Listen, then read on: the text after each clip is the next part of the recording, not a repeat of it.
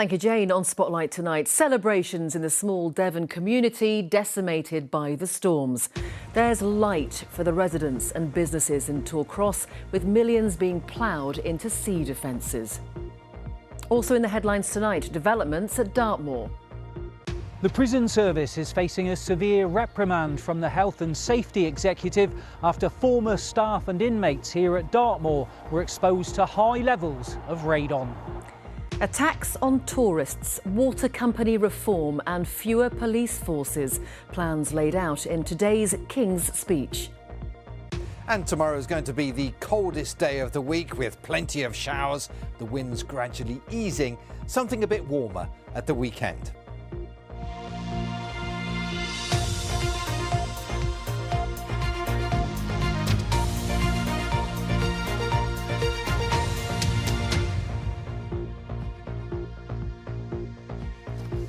It was a winter of unprecedented weather, from record rainfall to winds of almost 100 miles per hour and the triple whammy of storms Goretti, Ingrid and Chandra.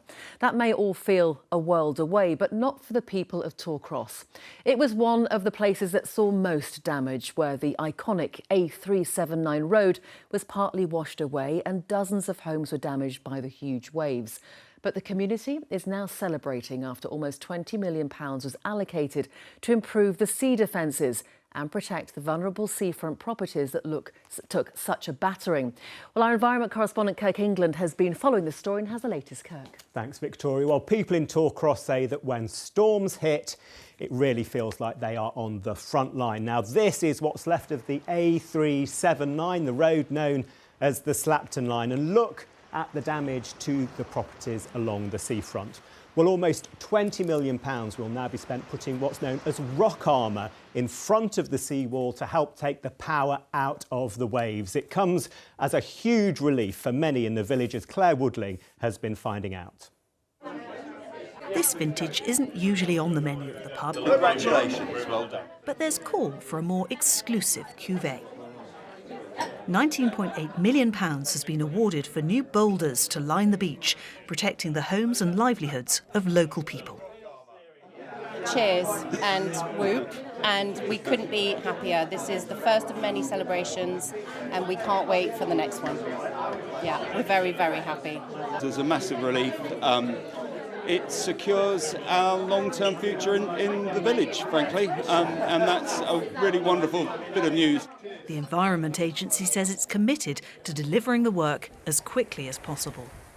The approved project is to mitigate the beach loss by installing rock armour from the access steps at the south end of the beach to the slipway here at the north end.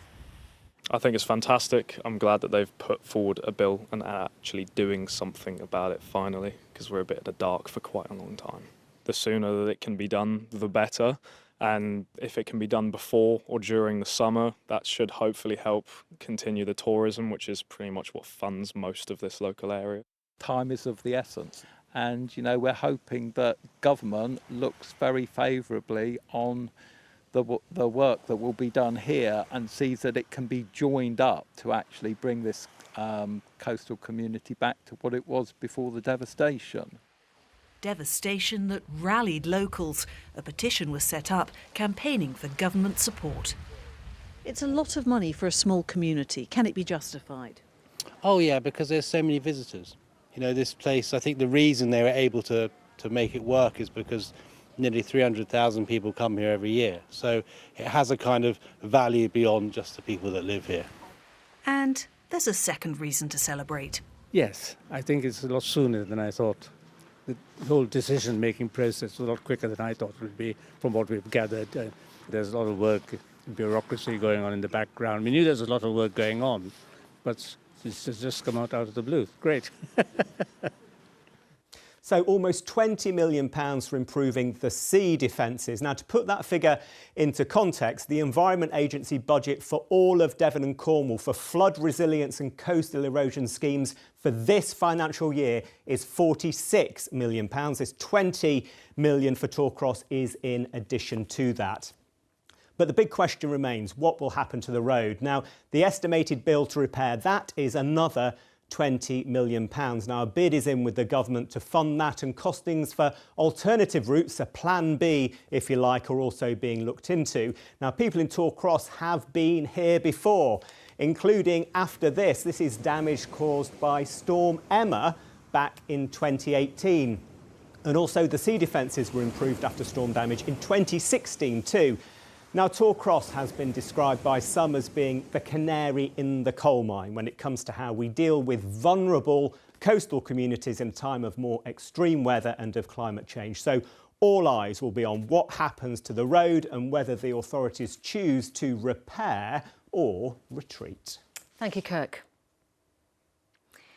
A staycation could be about to get a bit more expensive after it was announced in the King's speech that a tourism tax levied on overnight stays is set to become reality. But today's state opening of Parliament has been somewhat overshadowed by the uncertainty around the Prime Minister's future. Our political editor Martin Oates joins us now from Westminster. Martin, these plans for a tourism tax are controversial. It's fiercely opposed by people in the hospitality industry, not least because they say they're facing a whole range of challenges already, many of which they claim are caused by policies this government's already enacted. Here's one industry voice today. At the moment, we're being hammered with increases in business rates, increases in minimum wages, increases, and hospitality has just been given a rough ride at the moment. To add an extra tax on top would just almost price us out the market. Well, we also spoke to some members of the public in Newquay. Well, I think we're taxed enough as it is, you know, without taxing our holidays, you know, in this country. And I know we pay it abroad, but isn't it a fact that we pay 20% VAT, whereas abroad most of it is only 10%? It's fair if it improves the situation for people who reside and work here, for sure. You know, things are difficult enough as it is for everybody. I just don't think you need another tax on something else. I think it's of some benefit to people because we have a lot of tourists here and actually it's quite expensive sometimes to cater to some of their needs. So I've got mixed feelings about it. Now, this won't be imposed across the country. It's important to be clear about that. This is an option which will be given to some local leaders. Now, that's all regional mayors, of which we have none. But it's possible it might be extended. This is where it gets a bit complicated to other areas, so-called strategic foundational authorities. That's areas with a lower level of devolution without a mayor. What does that mean for us? Well, Cornwall's got a Conservative-era devolution deal, which the government says it's minded to roll over into a foundation authority. So that's one area potentially. Devon and Torbay have got a Tory-era deal, which the government already calls a foundation authority. That's possible, but of course, alongside that, the whole local government map in Devon's about to be torn up and replaced with new councils, so I think that's probably less likely. And Martin, of course, this is just one of a whole raft of measures announced today.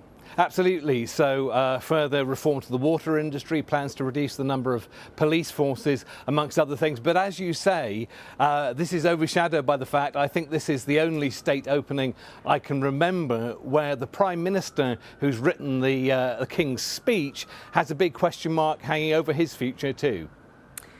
Martin Oates, thank you very much. Next tonight, and the Health and Safety Executive has notified the Prison and Probation Service that it intends to issue a Crown censure over radon gas exposure at Dartmoor Prison. It follows an HSE investigation which concluded prisoners and staff at the jail had been exposed to radon significantly above the specified dose limits for a prolonged period of time. Scott Bingham is live for us this evening. What does the censure mean, Scott? Well, Victoria, Dartmoor Prison has been closed and pretty much empty now since July 2024. Now, that HSE investigation you mentioned there was launched in December 2023. That followed months of trying to reduce radon levels here. Now, that investigation has ended and it found, as you said, that staff and inmates at the prison were exposed to radon significantly above specified dose limits for a prolonged period of time. So it's announced its intention intention to issue this Crown censure to HM Prison and Probation Service. Now, that is a maximum sanction a government body can receive. A formal hearing will now take place to confirm the censure, and if confirmed, it will act as an official reprimand and provide a lasting public record of the Crown body's failure to comply with the law. Now, there's no financial penalty in these cases. And has there been any reaction to this? We are hoping that it will certainly help the claim. Yes, I spoke to a solicitor who's representing around 800 former prisoners and staff at Dartmoor who are part of a group action suing the government over these high radon levels. He was disappointed there will be no prosecution or fines, as there could be for a privately owned company. Hoping that it will certainly help the claim, and obviously the court will make a decision when all the claims are issued and when this is listed for hearing, or if the Ministry of Justice makes a proposal to settle the claim. It's disappointing. Somebody should take responsibility for the fact that such a large number of people over so many years have been exposed to a radiation that is way above the legal limit. And Scott, any response from His Majesty's Prison and Probation Service? Yes, a spokesperson said the well-being and safety of staff and prisoners is our priority. Since 2022, we've strengthened radon monitoring and mitigation across the estate. They said we've noted the Health and Safety Executive's decision to begin Crown censure proceedings, and it would be inappropriate to comment further while these are ongoing. Scott Bingham live from Dartmoor Prison there, thank you. The mother of a young girl from Somerset who has a life-threatening intolerance to fruit and vegetables is campaigning for the condition to be detected at birth. Freya screamed for 20 hours a day as a baby due to hereditary fructose intolerance, a metabolic disorder that's detected at birth in some countries but not here. As our health correspondent Jen Smith reports, Freya's mum wants the disorder to be permanently part of the national neonatal programme. Freya spent the first year of her life unhappy, unwell and unseen, according to her mum Danny. The illness began in the first few days of Freya's life, when, unable to latch to breastfeed, she was put onto formula. It caused a year of sickness, with mum Danny knowing something wasn't right, but at a loss to explain what.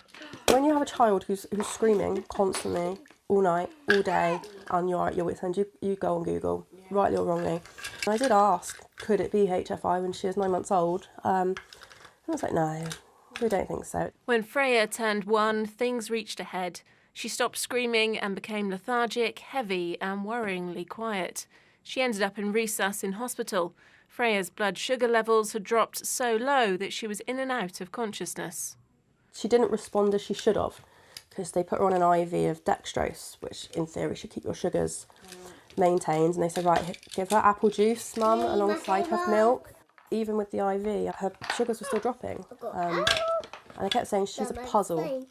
And to this day, whenever someone says she's a puzzle, I can feel it here. Freya recovered, but rather than Danny's concerns being listened to, she was accused of child abuse. Officials told Danny they suspected her of exaggerating or deliberately causing Freya's symptoms due to her puzzling and repeated presentations. It took another 4 months of advocating for her daughter before a diagnosis. Hereditary fructose intolerance is a metabolic disorder caused by the mutation of the gene that digests fructose. Those with the condition can't tolerate fructose, sucrose and sorbitol, natural substances that are in a huge variety of food and drink. These are some of Freya's safe foods. Professor Tim Cox from Cambridge University is the UK's leading specialist. It causes a disturbance of the body's chemistry due to the presence of just very simple sugars that are universal and ubiquitous and, of course, very toxic for them. And you can imagine that in the system they get lost, nobody quite believes them, and it takes a long time before eventually you can identify that that is the substance that's causing it. Feel sick, feel poorly. Carol Westwood from Newton Abbot in Devon has HFI but wasn't diagnosed until she was in her 20s after an uncomfortable childhood. Like most children, Carol was encouraged to eat fruit and veg and disbelieved when she said it made her sick. Decades on, Carol's adapted her life, changed her diet, and is now helping others by setting up the UK's first HFI charity. I eat meat, I eat fish, cheese is my absolute favourite, pasta, white bread, anything wholemeal and 100% wheat is not good because there are fructans in bran. Really? Because I thought there'd be sugar in white bread, so that's what well, I make my own without. HFI is one of 200 genetic conditions included in a newborn screening study until 2027. Experts say that babies and children have died because HFI was misdiagnosed or not detected, while some surviving adults have been left with liver or kidney damage. Despite her early trauma, Freya is one of the lucky ones, but screening at birth would have avoided huge amounts of pain. All she needed was the right formula. If you can't breastfeed, the right formula, some weaning advice. She doesn't need lifelong medication. She needs an annual checkup just to keep an eye on things.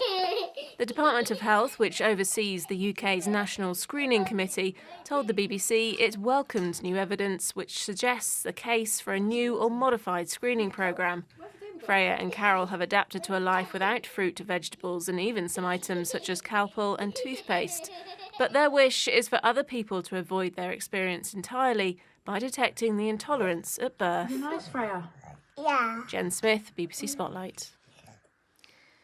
Now, founded in 1844 and still playing a vital role helping young people get back on their feet, YMCA centres in the southwest provide a safe place for those escaping family breakdowns or struggling to build an independent life for themselves.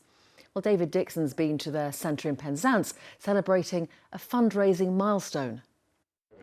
And that looks very heavy. It was all smiles and handshakes as the Duke of Gloucester officially toured the facility here, which supports 51 young people. £250,000 has been raised in just under a year to pay for 4 new flats to help young people when there's nowhere else to go.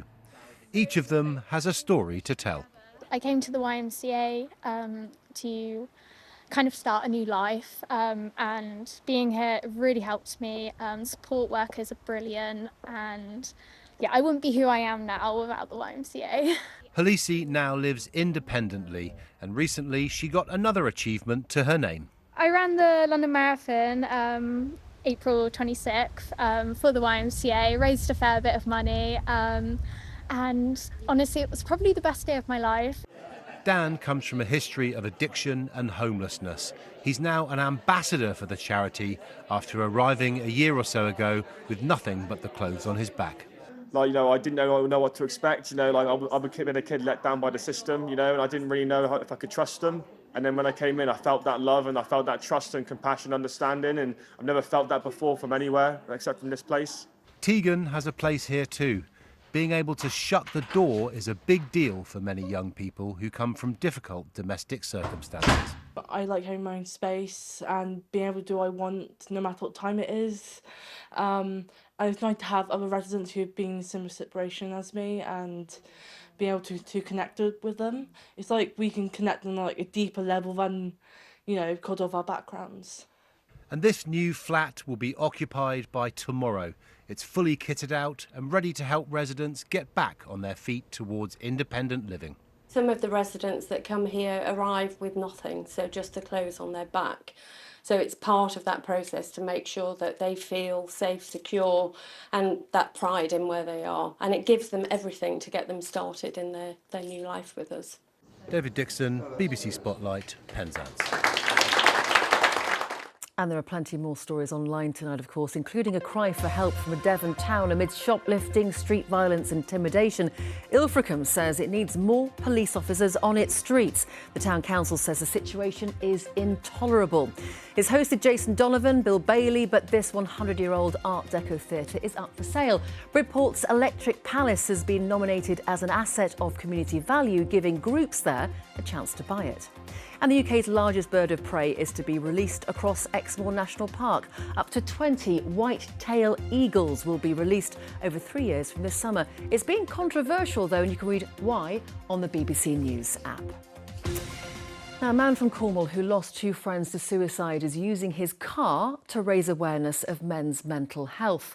Ben Drew from Truro wants to help break the silence and let men know it's OK to speak up. Johnny Rutherford has been for a drive with him.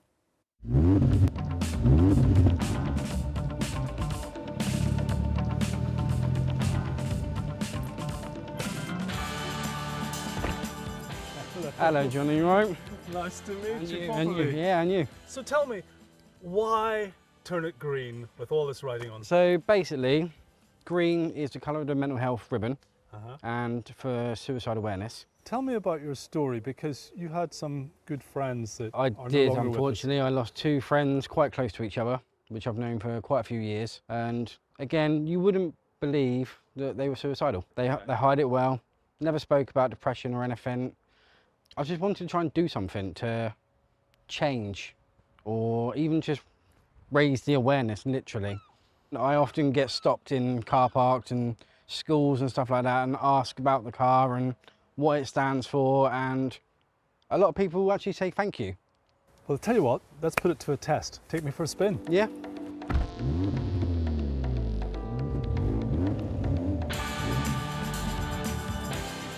It's lovely, yeah. It's a nice green, obviously Plymouth Argyle, you know what I mean? So like, I especially like it, but yeah, it sends a good message, I think. Men's mental health is just as important as anything else. As soon as it came into the car park, my first reaction was, wow, wow. Yeah, definitely eye-catching. I think it's a fantastic idea because it does make you stop and look, absolutely. And if you can get the message across, then it's a good thing, yeah? Loud and proud, and definitely for a good cause. Can't affect just normal people, you know, at any time. It's a really good thing. It's definitely a thing that's not spoke about enough, because men are supposed to be strong.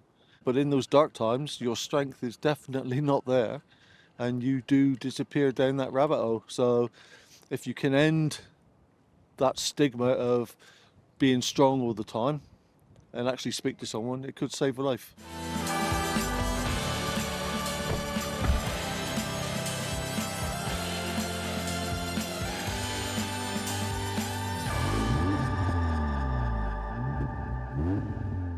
Well, the green car there prompting people to talk in Plymouth. And don't forget, the BBC Action Line website is also a place where you can find details of organisations that can help.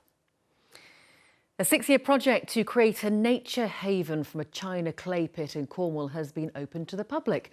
The former quarry, called Dubbers, which is Cornish for a miner's pickaxe, stopped working in the 1960s and is now owned by mineral company Imerys. Christine Butler has the story.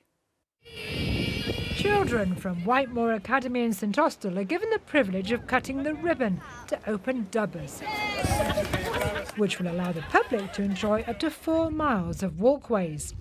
It's hard to imagine this was once a china clay quarry that closed in the 1960s and was then filled with waste as part of the kaolin works. Since 2010 or so, there's been a gradual project here to rewild, to renaturize it, if you like. We've brought a lot of organic waste materials in. We've planted 100,000 trees here now, one of the largest forestation projects here in the southwest. And along with everything you can see around us, it's nice to be able to hand it back. Today the children are on a nature trail helped by the ecologist Bob Bazisto. He is pretty excited about some wildlife that is pitched up here. For me, it would be the little ring plovers, which are a protected bird species, and Dubbers is the only place in Cornwall where they have successfully bred. So that's pretty special, really. And there's one other bird that you particularly like. That's the jack snipe. That's a nighttime feeding bird that comes all the way from Russia to winter at Dubbers, and we're very lucky to have the largest population of jack snipe in the southwest. Armed with a clipboard and binoculars, the 10 and 11-year-olds were well on their way to becoming budding naturalists. So what have you put on your list? I found a footprint in the mud, feathers, burrows, pine cones, a nest. It's been really fun because I've got to explore a lot and see lots of plants and wildlife. So it's a lovely place, and there's lots to see and play in, and it's a nice family walk, I'd say. At one of the highest points in Cornwall, it offers outstanding views and provides miles of permissive pathways in this mosaic of mines. Christine Butler, BBC Spotlight, Nanpian. Looks like a lovely place to walk in the sunshine, doesn't it, David? It does. Well, they were wearing coats, you'll notice. Yes. It's actually been quite cold today. I mean, we've had another wonderful set of Weather Watchers pictures. Good evening. But it has been really below average in terms of the temperature. It's a cold wind as well. It's going to be even colder tomorrow, unfortunately. So it's going to be another chilly day tomorrow. The forecast is for us to continue to see showers. There's plenty around overnight tonight. If anything, for those areas that remain largely dry today, there'll be more widespread showers tomorrow. It stays windy, although the winds do gradually ease through the day, and it'll definitely feel cold. This was Goss Moor from earlier today, where this, by the way, is speeded up slightly, so you'll be forgiven for thinking those clouds were moving way too fast. But yeah, we've had the sunny spells, but it has been cold today. Our top temperature today, 13, 14 degrees, well below the average for the time of year. Temperatures do recover, but it'll take time for that to happen. And the speckled nature of the shower cloud is still apparent. There's more developing over Ireland, coming down through the Irish Sea towards us. So more showers possible overnight tonight. In fact, thicker cloud by tomorrow. So for those that had sunny spells and mainly dry weather today, I think the cloud is going to be quite extensive and there will be further showers, more frequent showers than we've seen today. Then a ridge of high pressure on Friday, giving more settled conditions and largely dry conditions after any morning showers. And just to give you a hint of what's happening next week, we've southerly winds returning next week. That will bring those temperatures back to about average for the time of year. A scattering of showers will continue overnight tonight. Nowhere is really immune. They're possible just about anywhere. It's going to be quite a chilly night with that breeze as well. Temperatures between 6 and 8 degrees overnight. And it's going to be a cold feeling day tomorrow. Plenty of showers, thicker cloud the further west you are. So Cornwall's had some sunny spells today. I think for tomorrow it could be rather cloudy for most of the day. The showers becoming more isolated by early evening. But look at these temperatures. 12 or 13 degrees, the best we can expect tomorrow. Aylesbury rather cloudy with some quite frequent showers at times here. A little bit of sunshine perhaps later in the day. Times of high water. Plymouth, that's at 16:44. Minehead 17:29 tomorrow evening. And the winds are going to be from the northwest initially, slowly veering more northerly and gradually dropping, but still quite blustery conditions for a large part of the day. So the cleaner surf again on the south coast. North coast waves will be big, but again, very messy with that onshore wind. Temperatures, as I said, will go up by the time we get to the middle of next week. We're back up to 18 or 19 degrees. Have a nice evening. Victoria. Thank you very much, David. If you have a story to tell, we would love to hear from you. spotlight@bbc.co.uk. Send your ideas in to us. Thanks for joining us. See you tomorrow. Good night.